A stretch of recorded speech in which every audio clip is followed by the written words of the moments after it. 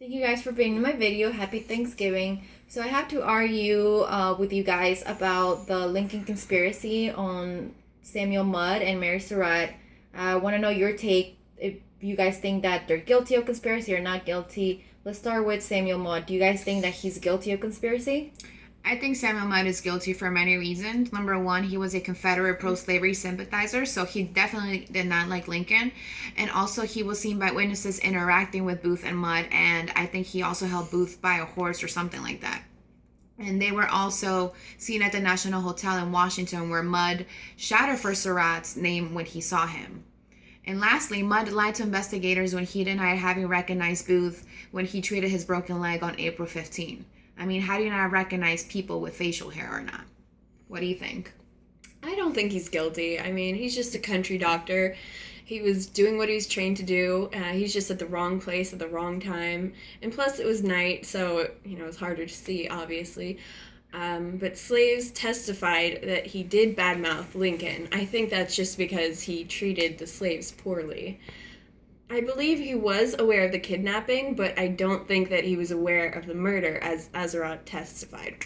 And if Mudd knew about the murder, then he would have discarded the boot a long time ago when he saw Booth.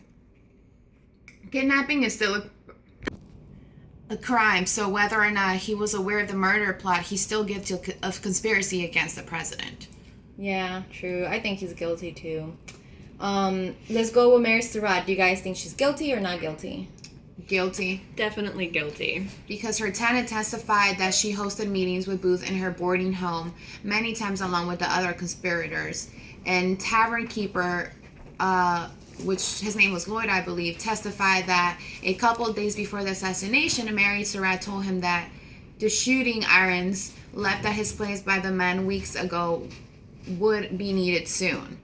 And I think she's also guilty because on the day of the assassination, she said a party would come along looking for the supplies.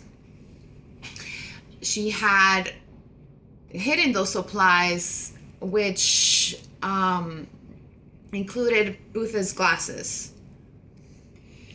And Harold came to fetch the stuff that day. He seemed nervous. So Mary didn't recognize Lewis Powell when he came to her home while the soldiers were there, and she denied knowing them. Mary's trip to Surrattsville on that day of the assassination was definitely to aid Booth, not to collect debts. Okay, thank you so much for your input, and I appreciate all your feedback. Thank you.